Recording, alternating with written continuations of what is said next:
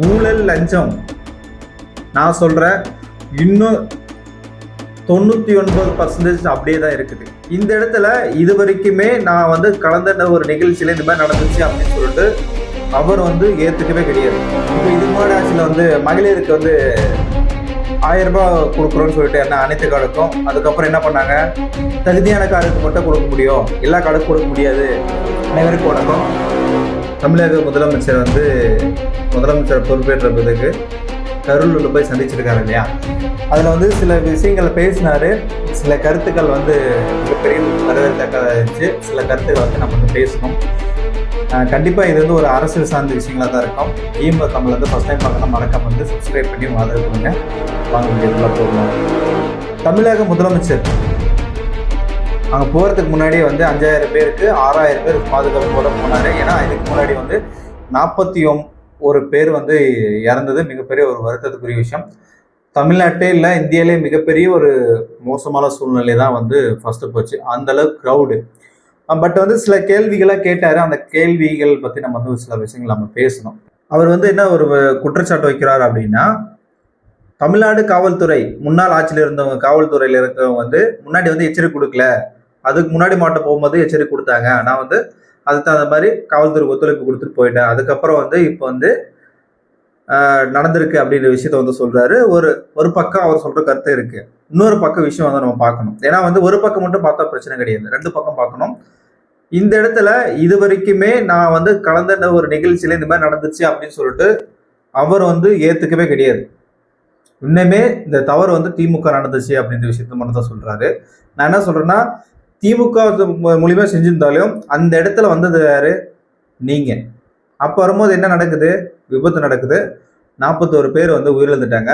அதுக்கு காரணம் வந்து அரசாங்கமும் ஏத்துக்கணும், நீங்களும் பொறுப்பு ஏத்துக்கணும். ஆனா பட் வந்து இது வரைக்குமே நீங்க வந்து அவங்க மேல மட்டும் குற்றச்சாட்டு வைக்கிறீங்களே தவிர உங்க மேல வைக்கல. நீங்க வந்து உங்க கட்சி சார்பில் சொன்னீங்க, கட்சி சார்பு நிகழ்ச்சி இருந்தீங்க, செஞ்சீங்க, செய்யும் போது இந்த மாதிரி நடந்தது. அதுக்கு வந்து முழு பொறுப்பு வந்து கட்சியோட தலைவர் தான் ஏத்துக்கணும். சரியா? ஏத்துட்டு அதுக்கப்புறம் நீங்க விஷயங்களை சொல்லுங்க, செய்யுங்க, நல்ல விஷயங்கள் செய்யுங்க. நான் வந்து அதை பத்தி எதுவும் குறை சொல்லவில்லை. நான் இப்போ வந்து அரசு துறையில கூட பணி கொடுக்கறதா சொல்லியிருக்கீங்க, செய்யுங்க, நல்ல விஷயம். அது வந்து என்னன்னா, இந்த மாதிரி பாதிக்கப்பட்டவங்க நிறைய இடத்துல வந்து நிறைய பேர் இருக்காங்க, அவங்களுக்கும் இந்த பணி வந்து கிடைக்கிற மாதிரி செஞ்சீங்கன்னா ஒரு வரவேற்கத்தக்கதா இருக்கும். அதே மாதிரி சட்டசபை பத்தி மக்களுக்கு வந்து எடுத்து பேசுனீங்க. சட்டசபையில வந்து பேசுறது வந்து நல்ல விஷயம் தான். ஏன்னா வந்து மக்களுக்கு வந்து அரசியல் செயல்பாடுகள் வந்து என்ன நடக்குது, என்ன நடக்கிறது இல்லை அப்படின்னு சொல்லிட்டு அந்த விஷயங்கள் வந்து தெரிஞ்சால் மட்டும்தான் அவங்க வந்து புரிதல் வரும். அரசியல் வந்து தெரியும் எல்லாருக்கும் வந்து அரசியல்ல என்ன, சட்டசபையில எப்படி நடக்குது, சட்டசபையில என்ன கேள்வி கேட்கறாங்க, நாம தேர்ந்தெடுத்த எம்எல்ஏ வந்து என்ன சொல்றாரு, பதில் கேட்கிறாரு, அதுக்கான சம்பந்தப்பட்ட அமைச்சர்கள் என்ன பதில் சொல்றாங்க, துறை ரீதியாக என்ன நடவடிக்கை எடுக்கிறாங்க அப்படின்ற விஷயம் தெரிய வரும். மொத்தமா ஏனதோட நான் வந்து ஒரு கட்சியில இருக்கிறேன், நான் ஓட்டு போட்டா ஜெயிச்சுட்டாங்க, சட்டசபைக்கு போயிட்டாங்க அப்படின்ற மாதிரி இல்லாம நீங்க ஜெயிச்சதுக்கு அப்புறம் மக்கள் கிட்ட அந்த சட்டசபை பத்தி பேச வைக்கிறது நல்ல விஷயம். நான் வந்து வரவேற்கிறேன். அதே மாதிரி இன்னும் நிறைய விஷயங்கள் வந்து பேசுனீங்க. அதுல வந்து இன்னொன்று என்னன்னா, நான் என்னென்ன திட்டங்கள்ல வந்து அறிவிப்பேன் அப்படின்ற விஷயத்த சொன்னீங்க. திட்டங்கள் வந்து செயல்பாடுகள் எப்படி நடக்கும்னு சொன்னீங்க. இது வந்து படிப்படியா முயற்சிப்பேன் அப்படின்னு சொல்றது வந்து கிடையவே கிடையாது. நீங்க என்ன சொன்னீங்க, 100% வந்து முழுசா வந்து நான் வந்து திட்டத்தை வந்து செயல்படுத்துவேன்னு தான் சொன்னீங்க, முடிச்சு கொடுக்குறேன்னு தான் சொன்னீங்க. செயல்படுத்துவேன், நான் ஆட்சிக்கு வந்தால் இந்த நான் இது திட்டங்கள்லாம் வந்து நான் வந்து மக்களுக்கு வந்து செயல்படுத்துவேன் அப்படின்னு சொல்லி தான் வாக்கு வாங்கியிருக்கீங்க.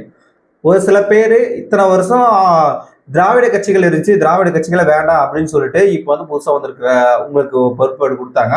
அந்த பொறுப்பு கொடுக்கும்போது நீங்க என்ன சொன்னீங்களோ அந்த விஷயத்த வந்து செய்யணும். ஃபர்ஸ்ட் விஷயம் என்னோட கருத்து. இப்போ வந்து நீங்க என்ன சொல்றீங்க, கொஞ்சம் கொஞ்சமா முயற்சி செய்வோம் அப்படின்னு தான் சொல்றீங்க. கொஞ்சம் கொஞ்சமா முயற்சி செஞ்சுட்டு என்னால் முடியாத திட்டங்களை வந்து அறிவிச்சுட்டு அதுக்கப்புறம் என்னால் முயற்சி பண்ண முடியல அப்படின்னு லாஸ்ட்ல சொல்லக்கூடாது.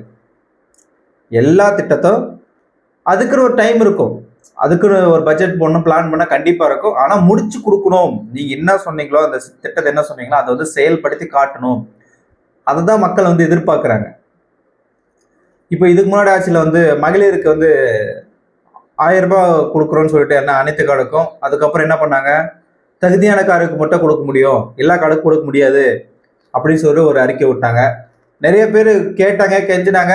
அது மட்டும் இல்லாமல் ஒரு சில இடத்துல வந்து எவ்வளோ வசதியாக இருந்தாலும் சரி, அவங்க கட்சி சார்ந்தவங்களுக்கு சலுகை வந்து கிடைச்சிச்சு. பொதுமக்களும் கிடைச்சிச்சு, கிடைக்கலன்னு சொல்லலை, சாதாரண மக்களும் கிடைச்சிச்சு. இப்போ தகுதி இல்லாத நபர்கள்னு சொல்லுவாங்க இல்லையா, தகுதி நீங்க இல்லாத நபர்கள் அவங்க கட்சி சார்பாக இருந்தால் அவங்களுக்கு வந்து இந்த மாதிரி சலுகைலாம் கிடைச்சிச்சு. இந்த மாதிரி விஷயங்கள்லாம் கண்டிப்பாக இருக்குது. இதுவும் வந்து செயல்படுத்தணும். இதெல்லாம் கொஞ்சம் இது பண்ணி வருங்காலத்தில் வந்து நீங்கள் கொடுக்குற 2500 ரூபாய் திட்டத்தையும் முழுசா விருப்பம் இருக்கிற அனைவருக்கும், இதில் கிட்டத்தட்ட வந்து கோடிக்கணக்கில் கார்டு இருந்தாலும் எல்லாருமே விருப்பப்பட்டு அந்த காசு வாங்க மாட்டாங்க. சரியா? விருப்பம் இருக்கிற அனைவரும் கம்பல்சரி அந்த தகுதி கொடுத்து தான் ஆகணும். சரியா? நீங்கள் தகுதியான நபர்கள் கொடுத்தாங்கன்னா அடுத்த ஆட்சியில் உங்களுக்கு இந்த பிரச்சனைகளை வந்து சந்திக்கிறது வேணும். அதுக்கப்புறம் தாய்மாமன் சீரு எப்போ கொடுப்பாங்க அப்படின்ற விஷயத்த வந்து, தாய்மாமன் சீரா ஏதோ ஒன்று திட்டம் வந்து சொல்கிறேன்னு அண்ணா பிறந்த நாளில் வந்து கொடுக்குறேன்னு சொன்னாங்க. மிகப்பெரிய ஒரு வரவேற்கிறேன் அந்த திட்டத்தை. அது மட்டும் இல்லாமல் இன்னொரு விஷயம் சொல்லணும், ஊழல் லஞ்சம் இதெல்லாம் ஒழிஞ்சிருச்சு, 100% வந்துச்சு உங்களுக்கு வந்து கான்ஃபிடன்ட் நீங்கள் சொல்கிறீங்க. நான் சொல்கிறேன், இன்னும் 99% அப்படியே தான் இருக்குது. நீங்கள் சொல்லலாம் 1% வந்து குறைஞ்சிருக்கலாம், வாய்ப்பு இருக்குது. என்ன சொல்கிறேன்னா, நீங்கள் வந்து ஊழலே வாங்க மாட்டீங்க, ஏன்னா நீங்கள் வாங்குறது இல்லை. உங்களுக்கு சம்மந்தப்பட்ட அனைத்து மற்றவங்க எல்லாரும் அவங்களுக்கு வந்து அரசியலில் வந்து செலவு பண்ணிட்டாங்க, அது வந்து பிச்சு பிடுங்கணும் அந்த நிலைப்பாட்டில் தான் இருக்கிறாங்க. அதிகாரிகளும் ஒரு சில அதிகாரி தவிர மற்ற அதிகாரிகளும் இன்னும் அதே நிலைப்பாட்டில் தான் இருக்கிறாங்க. கையை வந்து பர நெட்டே இருக்குது, அந்த மாதிரி நிலையில தான் இருக்குது. இதெல்லாம் வந்து இதுக்கு தனிப்படை வச்சு அந்த டீமை வந்து நல்லா வந்து ஒன்று உற்சாகப்படுத்துகிறோம். நீங்கள் வந்து லஞ்சத்தை ஒழிக்கணும் அப்படின்னா உங்கள் சம்மந்தப்பட்ட அந்த துறையை வந்து இன்னும் உற்சாகப்படுத்தணும். அது மட்டும் இல்லாமல் எவிடென்ஸாக போட்டால், உங்களுக்கு அவன் வாங்குற எவிடென்ஸாக போட்டால் இன்னும் நிறைய செயல்பாடுகள் வந்து செயல்படுத்துவோம் அப்படின்னு சொல்லணும். அதுக்கு வந்து தகுந்த சன்மானம் கிடைக்கணும் அப்படின்ற விஷயத்தை செஞ்சால் மட்டும்தான் ஊழலை வந்து ஒழிக்க முடியும். ஏன்னா என்ன சொல்லுவான் தெரியுமா, வேறு நான் வீடியோ பிடிச்சிடுறேன், நீ என்கிட்ட வாங்கிறது 200 ரூபாய், நான் வீடியோ கட்சி ரூபாய் கொடுத்தனா 5000 ரூபாய் கிடைக்குது அப்படின்னு சொல்லிட்டு நிறைய பேர் கேட்பாங்க, டைரெக்டாக பேசுவாங்க. அப்போ என்ன நடக்கும், அந்த இடத்துல வந்து ஊழல் வந்து நடக்கிறதுக்கான வாய்ப்புகள் குறைவு. அதிகாரிகள் இப்போ வேலை செய்கிறாங்கன்னு சொன்னீங்கன்னா கேட்டால் வேலை செய்கிறாங்க, அந்த விஷயத்த சொன்னீங்க, வேலை செய்கிறாங்க. செய்யறதுக்கு முன்னாடி 10 பேர் வேலை வந்து ஒரு ஆளுக்கிட்ட வேலை வாங்கக்கூடாது. அதை 10ஆக பிரித்து 10 பேர் கொடுத்தீங்கன்னா அது வேலையை வந்து நிரப்பினீங்கன்னா அந்த இடத்துல வேலை நடக்கும், ஊழல் வந்து தடுக்கிறதுக்கான வாய்ப்புகள் வந்து அதிகமாக இருக்குது அப்படின்றது என்னோட கருத்து. அதே மாதிரி மேகதாது அணி பற்றி பேசுனீங்க, நான் வந்து சும்மா வளவலன்னு பேச மாட்டேன், நான் வந்து பேசுறது வந்து ஒரே விஷயம் தான், ஷார்ட் ஆஃப் ஸ்வீட்டாக பேசுவேன். நான் வந்து அப்படி நான் இப்படி அப்படின்றலாம் எந்த பேசக்கூடாது, அவர் தான் பேசுகிறாருன்னா நானும் பேசுவோம் அப்படின்லாம் கிடையாது. எங்களுக்கு செயல்பாடு தெரியும் சொன்னீங்க, அதுக்கும் நாங்கள் பொறுத்து இருக்கிறோம். அந்த செயல்பாடுகளை வந்து எப்போ செயல்படுத்துவீங்க அப்படின்னு சொல்லிட்டு எதிர்பார்க்குறோம். ஆனால் மேகதாது அணை கட்டுறதுக்கு முன்னாடி வரைக்கும் கட்ட ஸ்டார்ட் பண்ணிட்டாங்கன்னா அப்புறம் வந்து மக்களோட பிரச்சனையை வந்து இன்னும் அதிகமாக இது போயிடும். கண்டிப்பாக வந்து கரூரில் சில விஷயங்களை பேசுனீங்க, அது உங்கள் அரசியல் சார்ந்ததாக இருக்கும். அதே மாதிரி இடைத்தேர்தலுக்கு இப்போ பிரச்சாரம் பண்ண ஆரம்பிச்சிட்டீங்க. இடைத்தேர்தல் பிரச்சாரம் பண்ணி உங்களோட மெஜாரிட்டி காட்டணும் அப்படின்னு சொல்லிட்டு மிகப்பெரிய ஒரு பிம்பத்தை கிரியேட் பண்ணி உருவாக்கிட்டு இருக்கீங்க. உருவாக்குங்க, மக்கள் பணியை செய்யுங்க அப்படின்னு சொல்லிட்டு இந்த வீடியோ முடிச்சுக்கலாம். நெக்ஸ்ட் வீடியோவில் வந்து சந்திக்கலாம். பாய்.